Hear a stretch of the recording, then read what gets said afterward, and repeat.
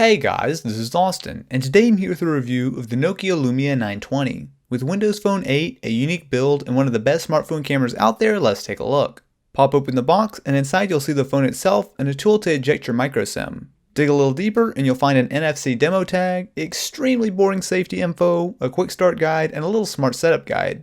Lastly, you'll find a micro USB cable for charging and syncing, along with a USB wall adapter to juice the phone up. It won't take you long to see the Lumia sticks out from other smartphones in a big way. Decked out in a glossy yellow finish, there's no doubt it's unique and I'm a big fan of how it looks. Of course, if you want something a bit more tame, it's available in other much more boring colors including black. The Lumia is also a very big phone at 10.7mm thick and weighing in at almost 50% more than the Galaxy S3. The overall size is quite large as well, with a footprint roughly on par with the Nexus 4 but with a smaller screen. All of that said, I actually really didn't mind the added heft as it reminded me of the old indestructible Nokias with excellent build quality. The body is a single piece of polycarbonate, aka plastic, and as it's colored all the way through, you don't have to worry about scratches removing the finish. Up front, you'll find the 1.3 megapixel front-facing camera, which is capable of 720p video in your speaker grill, and below are the capacitive back, windows, and search keys. For some reason, the screen and buttons are offset quite a bit from the bottom of the phone, making the entire front appear off-center.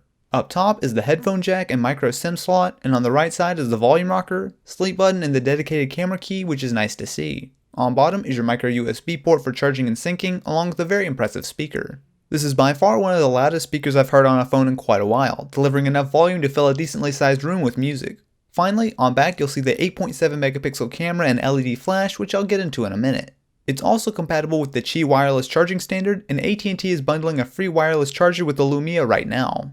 The screen is a 4.5-inch IPS panel with a resolution of 1280 by 768, making it slightly wider than normal 720p phones and a huge step up from older Windows phones. It is a bit smaller than the 4.7 and 5-inch screens on most smartphones today, but you aren't losing out on too much, and it makes up for it with 332 pixels per inch. The display itself is very nice with good black levels and decent saturation, both of which are important with the live tiles on Windows Phone. The star of the show here is definitely Windows Phone 8. Just like the Lumia itself, it's a very different experience than your average smartphone, and it's easily one of the sleekest and smoothest UIs out there. The home screen is all about live tiles, which do double duty as app icons and an added glance bit of info, for example a missed call or a new tweet. You can also resize the tiles and rearrange them as much as you'd like. Just like Windows 8, you can customize the colors of the entire OS, but beyond that, what you see is basically what you get. This is definitely not a phone for people who really like to customize. As a Windows phone, you'll find integration with SkyDrive, Office, and Xbox Live. Office is included and is decent for viewing or editing a Word or Excel doc on the go, but not much more than that. Gaming was originally supposed to be a strong suit of Windows phones, as you can connect your Xbox Live gamer tag and get achievements from mobile games, but the selection is lacking. You'll find a few games like Angry Birds and Final Fantasy, but overall there really isn't much in the store right now. App support is a little better. You can find an app to do most things, but a lot of what you'll find is really lacking in quality. The Google app isn't bad if you want to avoid using Bing, but it hasn't been updated in nearly 8 months. The Twitter app is just terrible with constant crashes, however, and the list goes on. That's not to say some apps aren't great. Amazingly enough, Internet Explorer really isn't bad. Just like the rest of Windows Phone, it's buttery smooth most of the time, and is one of the fastest mobile browsers out there. SunSpider is a great example of this. It notches a score which is able to clear the iPhone 5 and Nexus 4. You'll run into occasional issues with fonts not rendering properly, but overall it's a really nice browser. I don't want to give the wrong impression here. Windows Phone 8 is a major step forward, and in some ways surpasses both iOS and Android. The big issue is the lack of apps, which hopefully will improve now that Windows Phone and Windows 8 share a lot of DNA, but right now it's far behind its main rivals. The camera, on the other hand, is the best you'll find on a modern smartphone period. With 8.7 megapixels and an LED flash to work with, it might not seem too great on paper, but it has one major advantage: optical image stabilization. With tiny springs inside the lens to keep it steady, this allows the Lumia to deliver spectacular low-light performance. Comparing it to the iPhone 5 and Nexus 4, you can see there's really no contest. It pulls in images better than some point-and-shoots. In normal daylight, the images are quite nice as well, although not a huge improvement over ordinary smartphones. That optical image stabilization makes a big difference for video. So I'm walking around on some pretty uneven ground here, and yet the camera keeps it nice and smooth. In fact, I'll go ahead and bring it down here for you guys.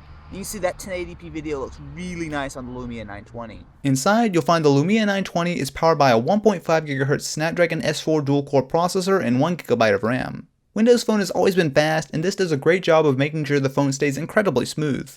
The Snapdragon S4 is starting to show its age as the S4 Pro has been released, but it's still an entirely competent performer.